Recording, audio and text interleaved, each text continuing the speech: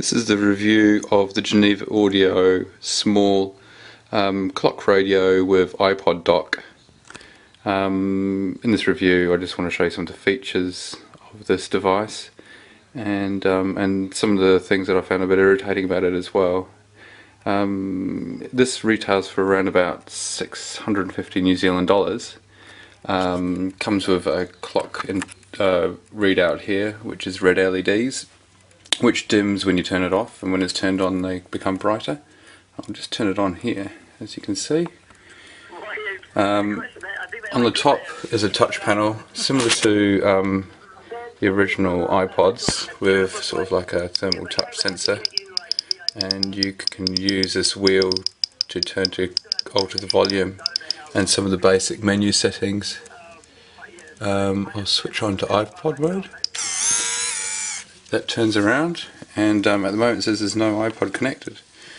So ideally to use this with a dock adapter, so it won't cause wear and tear, but at the moment we're just waiting to receive that one. This is actually the second model I've had. The first model I took back the other day had a faulty motor and this motor mechanism, but I've got this one returned, but they haven't given me the spare dock adapter, which will be useful. Let's get it turned on. So the audio quality is quite good for its size. It has two tweeters. I'll have to look up on the size of the tweeters, but it's quite a substantial sound that you get from this device, being its size. The remote's quite useful and quite unique as well, if I hold it the right way around. Lots of controls controlling the equalizer, bass and treble, which I never bother with. I just keep it flat. Got volume on and off and different alarm settings. The problem with this model is it doesn't actually have a sleep function, which I like, which means you turn it on before you go to sleep and it turns itself after a certain amount of time. It's one feature that I think a bedside clock radio or a device with a clock and audio should incorporate.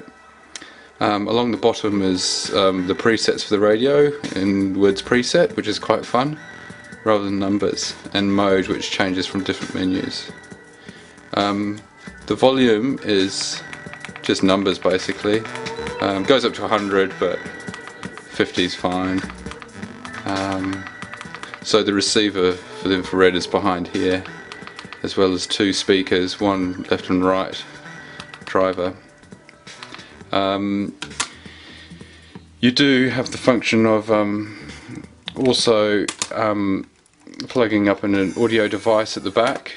You have to switch it onto iPod mode, and at the back there is a line out and a line in and an aerial socket.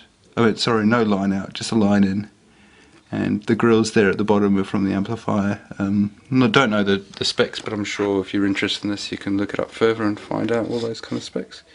Anyway, this is the review of the Geneva Audio small. I've also got a Geneva extra small purchased the other day, so check out my links for that video as well. Hope you've enjoyed this. I'd probably recommend this being a 4.5 star out of 5 stars. Yeah, worth well looking into. Just that feature of a sleep function missing, which would probably give it a 5. Thank you. On the outside, Geneva sound is deceptively simple, but inside, it's sophisticated and versatile.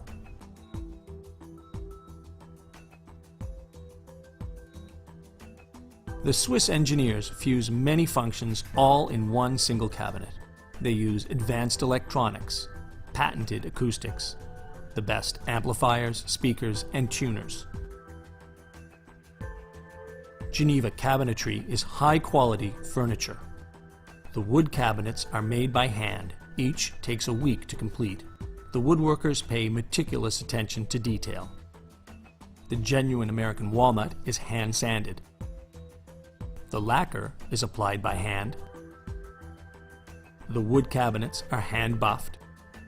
Each one is hand-polished.